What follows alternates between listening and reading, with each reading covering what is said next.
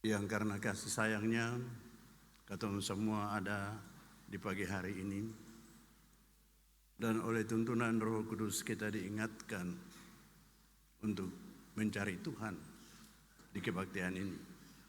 Seperti kata syair lagu para pemuda, laki-laki pemuda kenanga tadi, adalah baik atau lebih baik sehari di pelataran rumah Allah kita dari 1000 hari di tempat yang lain.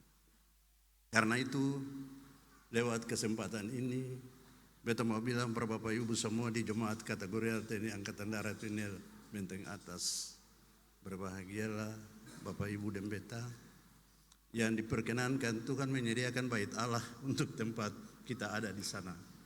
Termasuk yang sementara kita benahi gedung gereja baru di sektor Teratai dan renovasi gedung gereja Jamaah Kasih DRST yang dipercayakan kepada kita Jemaat Kategorial Pinel Menteng Atas. Membaca cerita orang kaya dan Lazarus yang miskin adalah lebih beruntung Lazarus ya, yang walaupun hari-hari menjalani penderitaan, kesakitan tanpa peduli orang, daripada orang kaya dengan segala kemerapan, kemewahan, keindahan yang hidupnya serba hedonistis, ya, hanya pesta pora dan hura-hura, tetapi akhirnya Lazarus duduk di pangkuan Abraham Bapa di surga, sementara orang kaya dalam penderitaan di api neraka, katakanlah seperti itu.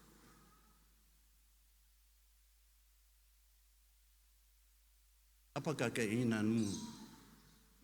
Tentu keinginan Bapak Ibu, saudara-saudara, anak-anak semua sama dengan beta.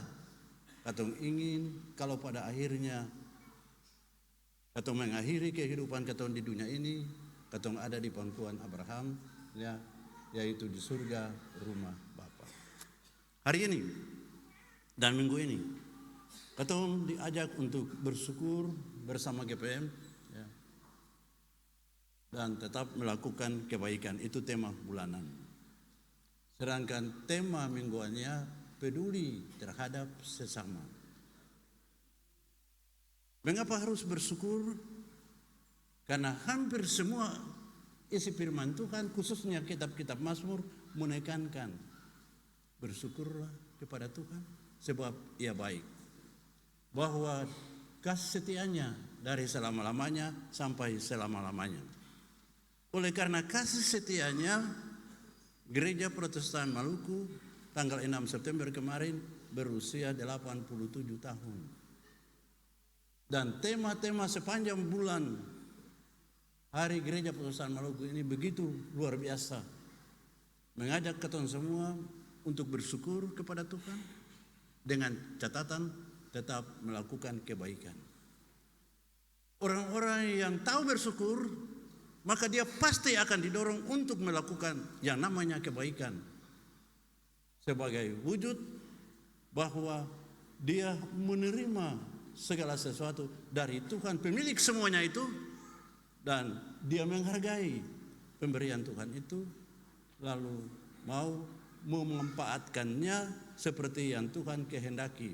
Salah satu di antara yang Tuhan kehendaki, peduli terhadap sesama, adalah keterkaitan antara tema dan subtema ibadah kita atau kebaktian kita hari ini. Bapak Ibu dan saudara-saudara kekasih dalam Tuhan Yesus Kristus, secara manusiawi dan duniawi luar biasa orang kaya ini. Pakaiannya mengkilat. Ya. Kalau kita melihat mungkin armulu malai karena pakai anting-anting, ya, pakai perhiasan-perhiasan, ya, pakai baju, ya, jubah ungu yang mengkilat, ya, membuat orang juga terperangga atau menjadi begitu bangga melihat orang-orang ini. Ia memiliki semua, ya. Tiada yang kurang baginya.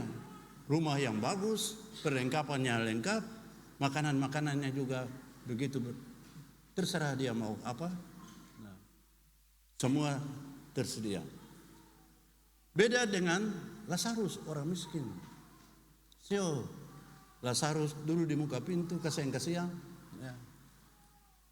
Bahkan untuk bali plester, pertutu dia pun luka-luka juga bisa.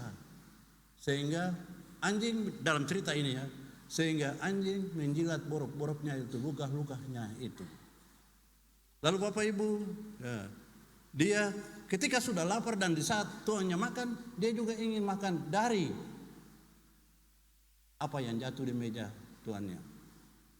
Menurut cerita bahwa di zaman itu ya, belum ada sarpet percuci tangan. Ya. Orang cuci tangan kalau mau makan, yaitu dia membilas tangannya pada roti, dan roti itu lalu dibuang. Nah, rupanya orang yang Lazarus yang miskin ini menunggu itu. Tapi kasihan, untuk itu pun dia harus menggurebe dengan anjing-anjing. Terkadang anjing-anjing dapat makan, dia dapat makan.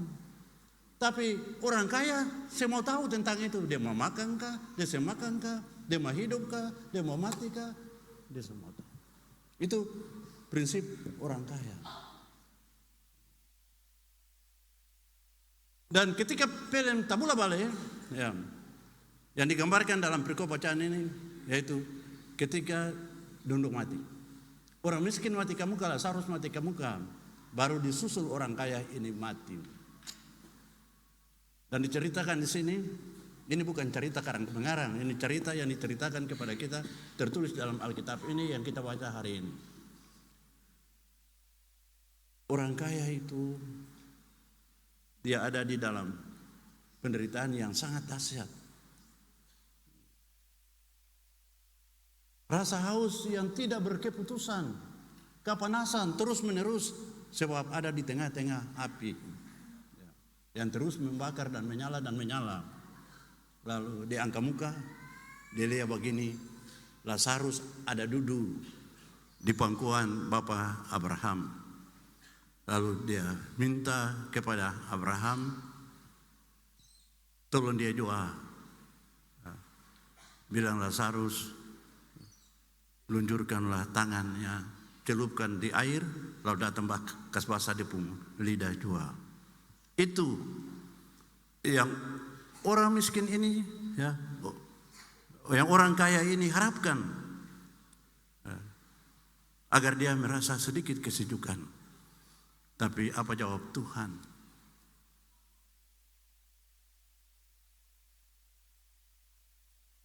Engkau telah memperoleh semua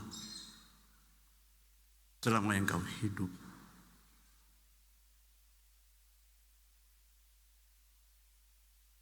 Tidak seperti Lazarus.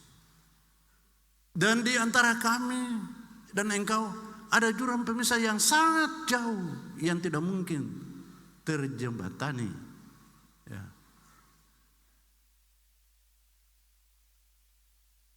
Susah yang ada bisa mendapat bantuan untuk hal yang satu ini.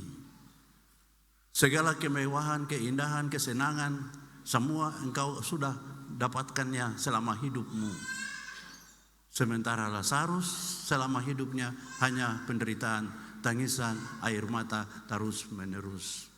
Berjuang dan terus berjuang hanya untuk sepotong roti yang jatuh dari meja tuannya. Ia harus berjuang berebut dengan anjing-anjing peliharaan tuannya itu. Lalu dia bilang begini, Lazarus bilang, Bapak Abraham, Sio tolong beta juga. Beta pun saudara ada 5 yang belum mati. Ya.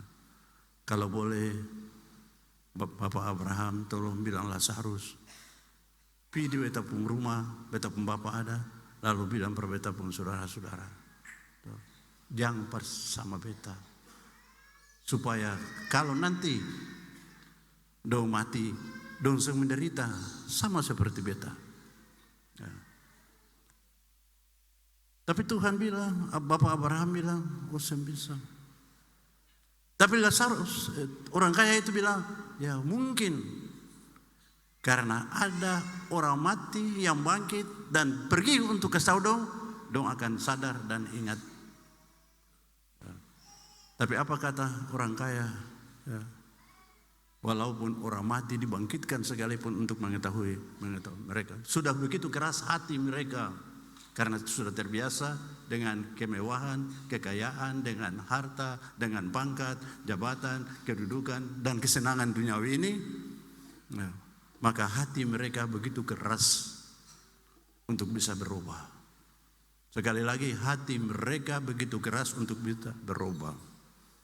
Nanti tema ulang tahun pemuda GPM, laki-laki GPM, salah satu dari tema itu adalah laki-laki harus bisa membawa pembaharuan. Pertama dia harus bersukacita, bersyukur. Dia tekun berdoa, dan yang ketiga dia harus membawa pembaharuan. Tapi beta mau bilang para Bapak Ibu semua, ternyata apapun suara pembaharuan itu, apapun itu penyesalan, kalau sudah terlambat, apa maknanya dan apa untungnya? Ya. Oleh karena itu hidup ini kesempatan untuk bersyukur. Dan kalau orang tahu bersyukur, maka dia tahu apa yang harus dia lakukan. Kalau seorang prajurit Tentara Nasional Indonesia Angkatan Darat bersyukur sebab Tuhan kasih kesempatan dia menjadi prajurit, beta yakin bahwa saya ada prajurit yang dipecat, tapi kasihan ketemu anak-anak nih, ya, orang tua setengah mati, cari KP, cari segala macam, berusaha dong jadi tentara, 2-3 tahun kemudian su pecat. Hanya karena perempuan, ya, dan kesenangan duniawi lainnya. Itu orang yang tidak bersyukur. Kalau dia tahu bersyukur, maka dia akan menjaga itu. Ya. Dia harus benar-benar hidup sebagai orang yang diberkati Tuhan. Ya. Karena pangkat, jabatan, kedudukan, dan pekerjaan, titel, gelar, dan uang yang menjadi harta milik kita, semuanya adalah sesungguhnya pemberian Tuhan. Jangan pernah bangga dan mengatakan ini semua usaha beta. Ini karena beta punya kekuatan dan beta punya kemampuan dan beta punya cara dengan segala macam cara.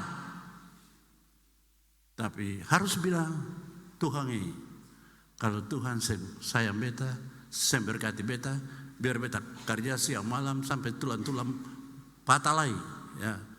Tidur sensono lagi, tapi saya akan pernah beta dapat apa-apa. Ini yang mau kita diingatkan bahwa semua yang ada dari kepala sampai di kaki, termasuk anting-anting dan galang leher, semua galang kaki lagi yang biasa dipakai sekarang ini, itu semua anugerah Tuhan. Ya. Oleh karena itu, maknailah anugerah itu. Dan alangkah indahnya ketika hidup ini sebagai kesempatan untuk apa? Tema mingguan kita katakan peduli pada sesamamu. Mengapa kita peduli kepada sesamamu? Itu kehendak Tuhan, itu perintah Tuhan. Sebab Tuhan itu adalah Tuhan yang peduli terhadap saudara dan beta.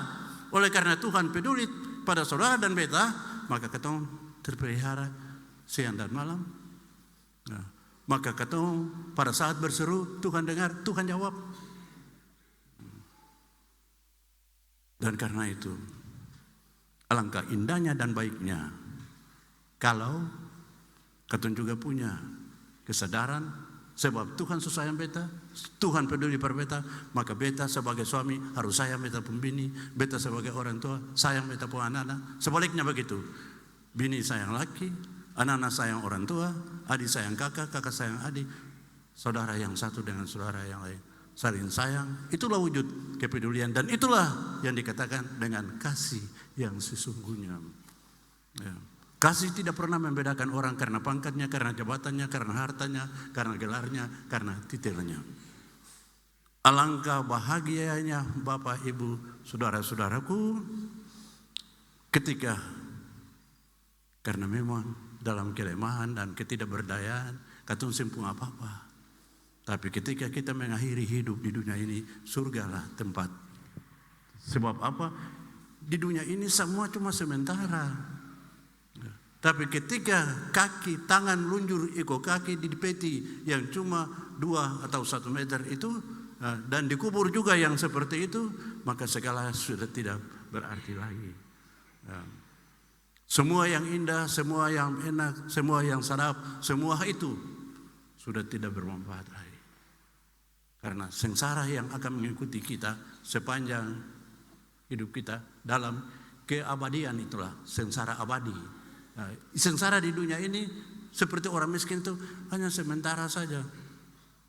Dan karena itu kepada mereka dikatakan, aku mendengar suara dari langit, berbahagialah orang-orang mati yang mati di dalam Tuhan mulai dari sekarang ini. Sebab apa? Tuhan mengistirahatkan dia, bahkan memeringkan dia dalam keabadian dan dalam kedamaian. Itu luar biasa. Mengapa? Karena hidupnya adalah hidup yang berkenan per Tuhan. Mari Bapak Ibu, kalau dalam bahasa Ambon, katong kalesang kampung katong kalesang jemaat katong kalesang rumah tangga katong, lalu katong saling peduli satu akan yang lain. Hanya hidup yang saling peduli adalah hidup yang berkenan per Tuhan. Dan hidup yang berkenan per Tuhan, tempatmu sudah tersedia nanti. Nah, tiada penyesalan kalau tangan selunjur ikut badan.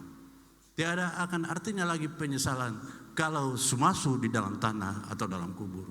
Oleh karena itu masih ada kesempatan sekarang menjalani hidup ini, melakukan kebaikan yang ketekan dalam tema bulanan, bersyukur dan tetap tekun melakukan kebaikan.